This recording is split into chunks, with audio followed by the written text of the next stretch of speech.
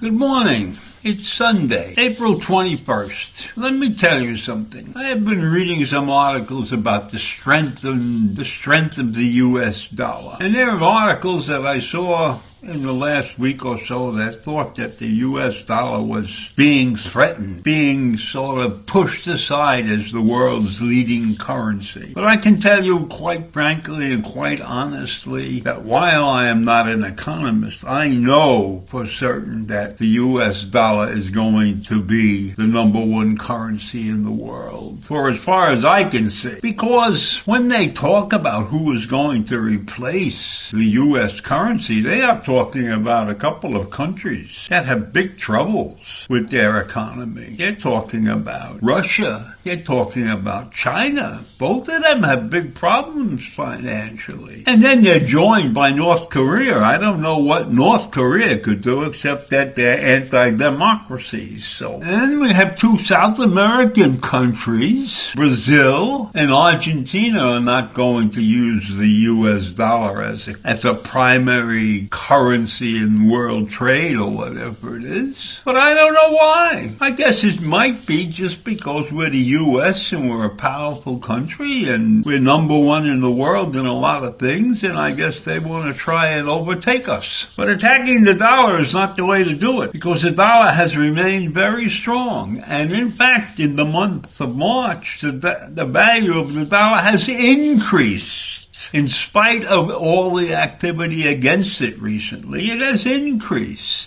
And the sanctions on Russia by the U.S. and by the European nations in response to the invasion of Ukraine in February 2022, who would ever have imagined that invasion and that war would be going on here over 2 years later? Anyhow, that was supposed to weaken the dollar's grip on the global financial system. And that was according to some economists. Now, economics is not a strong point in my life. I don't follow it that closely. You know, I play the stock market and stuff like that, but I don't follow economically what's going on. And economics is something that I think can be revised very quickly based upon some event. So while these people, these economists, are thinking that the dollar is going to be losing its strength, it turns out that they're wrong, because they're expecting that many different facts that they envision as being a threat to the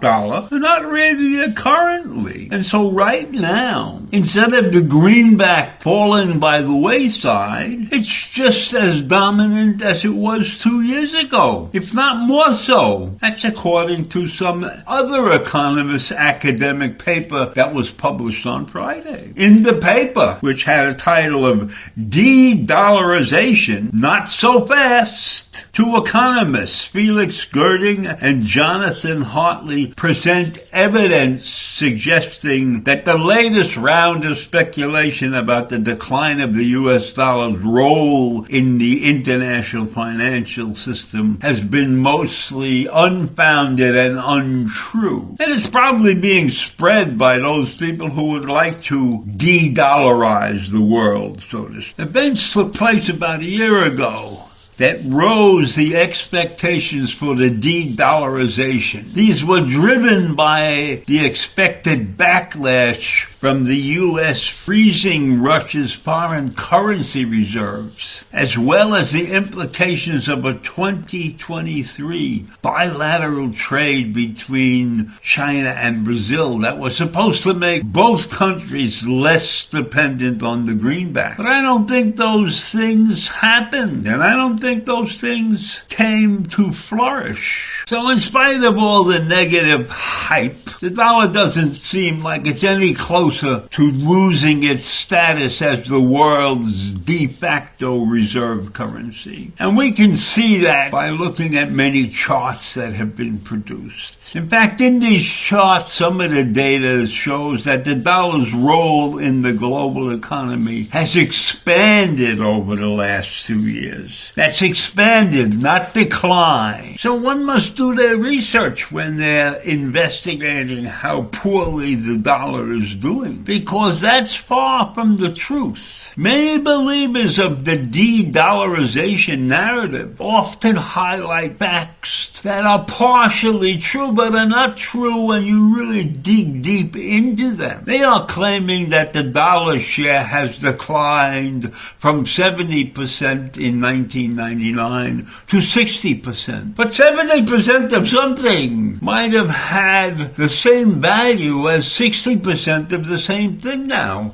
if other situations rise and fall. So just looking at a number like 70 versus 60 is not the way to analyze these things. And the experts who are on the side of the dollar have found that the book share of reserves is higher today than it was in 1990. Even though the percentage may be different, the value is much higher. So that's raising questions about the theory that there will be a de-dollarization. And the theory holds that this may be a gradual process that plays out in the coming decades. And maybe that's true. Maybe world economies will change radically, but I doubt it. So when we look at the current situation, there's no single currency that has emerged to challenge the dollar. The euro remains a distant second, and central banks appear to be diversifying their assets into a broader group of currencies, including the Australian dollar and the Canadian dollar. There are many who thought that the war in the Ukraine would cause a rise in the demand for more Chinese yen, but that didn't happen. The Chinese currency's share of global reserves has actually shrunk since 2022. And that's because China has many other problems. They're really not a strong financial country. They're big, they're large, but they're not strong in the currency world, in the financial world. And they have a major problem in their country with respect to the population, which has shrunk so much that it will affect the economy